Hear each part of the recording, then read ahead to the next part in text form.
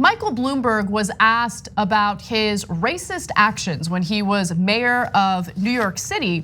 And the question actually came from a Trump supporter during a town hall hosted by Fox News. Take a look at what the question was. Your stop and frisk hurt a lot of minorities in New York. A simple apology is not enough.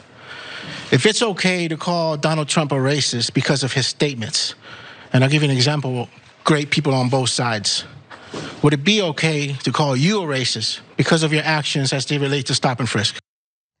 So I'll admit that a question like that coming from a Trump supporter, especially at this point in the game, is rich to say the least. But I do think that it's a fair question because, look, Democrats keep pointing fingers at people like Trump, rightfully so, and they say, hey, he's racist, he's done this, he's done that, he's said this, he's said that. But at the same time, a lot of those Democrats, both in the media and in the political world, have tried to prop up Mayor Bloomberg, who has undoubtedly done incredibly racist things, passed or implemented racist policies when he was in charge in New York City. And what's frustrating is that he begrudgingly apologized, but he still keeps spinning what happened to his advantage. And I want to show you his answer. And before I do, Cenk will jump in, and then we'll debunk, what he's saying and give you the truth of how everything really went down in New York. Guys, if you didn't see the video we showed you a couple of weeks ago, Michael Bloomberg says, yes, we targeted blacks and Latinos on purpose. Yes, we avoided whites on purpose. If that's already pretty much the textbook definition of racism, but hold. He then went on to say, if black people didn't have guns on them, that just means they kept it at home. No, that's the definition of racism. Black people are guilty for being black, okay?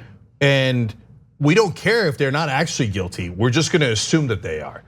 And so if you feel like, oh yeah, but he's against Trump, or for now he calls himself a Democrat, so maybe I should cut him a break. No, that's not how it works. And so I don't know that any action could be more racist, but hold, we're gonna show you Bloomberg's answer, but then later, I also wanna tell you a story that Jamal Bowman wrote about recently. He's a congressional candidate in New York. He's a wonderful educator in New York. Started his own school, and it's an award-winning school. But what he went through, I really want you to hear it because I want you to understand what it was like to be a black man in New York during Bloomberg's time. All right, so now let's go to how Bloomberg answered that question. What happened was about the third term, it started to get out of hand, and maybe I wasn't paying attention, but the number of stop and frisk went up dramatically. And when I realized that, I cut 95% of them out, and I apologized for it. It was a mistake. Everybody makes mistakes. I made mine. I apologize for it. But the intent was to stop the murders of young men and women who are carrying guns, or have friends who are carrying guns, or neighbors who are carrying guns, or just strangers in the neighborhood carrying guns. And there was nothing, we didn't pick on any particular ethnicity. The cops always went to the high crime neighborhoods, and particularly when a crime was reported. That's what police do. So as I was listening to Bloomberg's answer, I couldn't help but really share the feelings of the gentleman on the lower left-hand side of the screen. This is the guy that I'm talking about. It was about the third term, it started to get out of hand, and maybe I wasn't paying attention, but the number of stop and frisk went up dramatically. And when I realized that, everybody makes mistakes. I made mine. I apologize for it. But the intent was, there was nothing, we didn't pick on any particular ethnicity. The cops always went to the high crime neighborhoods, and particularly when a crime was reported. That's what police do. All right, so real quick, let me give you the truth and then Cenk, go off, okay? Yeah. So Bloomberg did not roll back stop and frisk policing on his own accord. We've talked about this before. It was only after a federal judge appointed a moderator to investigate claims of racial profiling by the NYPD that the city began to dramatically decrease its use. The cops absolutely did, as we know from the statistics, target specific groups of people, Latinos and black individuals specifically. That same federal judge, by the way, ultimately ultimately ruled that the policing tactic was an unconstitutional violation of civil rights because it did, in fact, target minorities, which is why the city officially abandoned the policy not long after Bloomberg left office. Bloomberg's on tape saying we targeted blacks and Latinos on purpose. So I don't know what the hell he's talking about when he says, well, we didn't target minorities. Lie, 100% lie. There's cops on tape who tell people that reporting to them, other cops, they say, you must target blacks and Latinos. When the guy doesn't do it and he does racially diverse stop and frisk, they reprimand him and they yell at him and they say, don't look at white people anymore, only blacks and Latinos do crimes, okay? And he said, oh, we didn't send him, we sent them to high crime neighborhoods. What can I do? I'll tell you the biggest high crime neighborhood in New York City. It's called Wall Street. But you never sent anyone there except to collect your checks from your Bloomberg terminals, okay? They robbed us of billions of dollars and you never sent a single cop to stop and frisk those Wall Street guys. Anyway, now I want to tell you about Jamal Bowman. He's a Just Democrat candidate now running in New York. You should look him up, he's amazing. He set up his own school to help kids there. He was so sick of the school to prison pipeline and they had the best increase in grades in New York City. So he wrote a story recently, I believe it's on NBC, where he explained, even though he's this accomplished educator, every once in a while cops in New York just pull him over, and they never give a reason. And he says he never asked them, because if you ask them, you're gonna get beat. And sometimes his kids are with him, and he doesn't want to have his kids see their dad beat up by the cops like a common criminal. So he doesn't exercise his rights to simply ask, hey, why are you stopping me? Or why are you arresting me? And if you're wondering, well, he must have done something, right? Nope. In both of the instances that he explained in detail, they eventually release him. A lot of times after a long, long time. And they never explain why they arrested him. He was black. And hey, he's probably guilty of something. God damn it, it turns out he isn't guilty of anything. Okay. But the part that really got me was two things. One was they bring him to jail, never explain to him why they did, not before, not after. And there's only room for one person to sit, but the three people in the jail. So you gotta sit on the floor next to the toilet soaked in urine. That's a professional, man. That's a guy who's uplifting his community. And you do that to him, but Jamal's not alone. It happens to the majority of African Americans and Latinos. That's the brutal racism of Mike Bloomberg. Another time, it happens in front of his kid. For God's sake, man, that kind of just nonchalant discrimination, racism, it's soul crushing. And so when people talk about white privilege, it's such a wrong phrase because it puts people on defensive, like, wait, well, I don't have any privilege, I'm not rich, etc.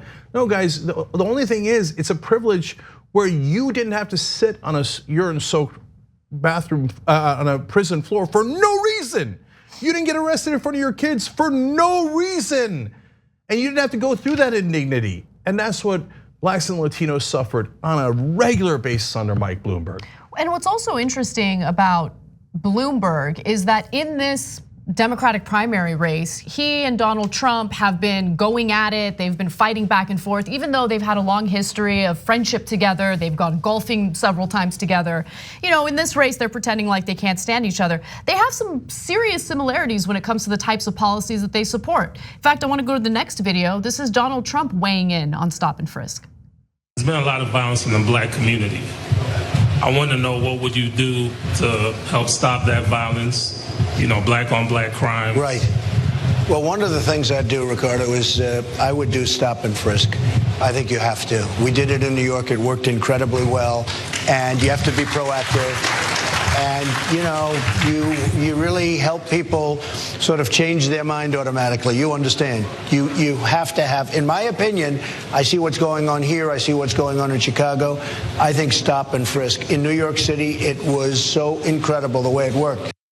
So in the beginning of the story, we shared that video of a gentleman by the name of Daniel Rivera who asked that question about stop and frisk toward Mayor Bloomberg and said, it was a racist policy, it was wrong. He's a Trump supporter, so I hope that Daniel Rivera some way, somehow sees what Donald Trump is in favor of, because he obviously is in favor of stop and frisk as well. The similarities between Bloomberg and Trump are incredible. The other day I figured out why Democratic establishment was so enamored with Mike Bloomberg when he entered, because their usual wrong-headed, and I'm being incredibly polite, idea is, we'll run corporate Democrats that are Republican light. Joe Donnelly will pretend to be a Republican in Indiana. He lost to the actual Republican. And they'll do it again and again and again, right? And in this case, they're like, I got it, we'll run Trump light. Okay, he's just like Trump, but richer, a little smarter, a little bit more subtle about his racism and bigotry. Although his actions are not really subtle at all. He said it on tape, and we're not even talking about his bigotry towards Muslims. Take as a given. I mean, horrible, horrible bigotry. We can go on and on. And so, here's a guy with issues of women at work. Here's a guy with that hates all these different groups and has done discriminatory things. Who's worked with the CIA to spy on completely innocent Muslim citizens in New York. Until they figure out what the hell is going on, right? And a really wealthy guy from New York. The idiot Democratic establishment thought, great, we'll copy the Republicans again and we'll do Trump light. What a disastrous idea. So that's who Mike Bloomberg is. And sometimes when I see the details, I don't love doing this job because I wish I didn't know what a terrible person he was. But I do now, and you can't unknow it. And that's just the reality of it. Sad day for him. And both of them, and Trump is on the record 5 different times saying he loves stop and frisk. And I gotta tell you the reality. After the judge made them stop doing stop and frisk, crime went down, not up. Stop and frisk did not help crime at all. Once they stopped the program, you had less crime. So they don't know anything. It's not to actually guard against crime, it's just to further their racism. Thanks for watching The Young Turks, really appreciate it. Another way to show support is through YouTube memberships. You'll get to interact with us more. There's live chat emojis, badges. You've got emojis of me, Anna, John, JR, so those are super fun. But you also get playback of our exclusive member-only shows and specials right after they air. So all of that, all you gotta do is click that join button right underneath the video. Thank you.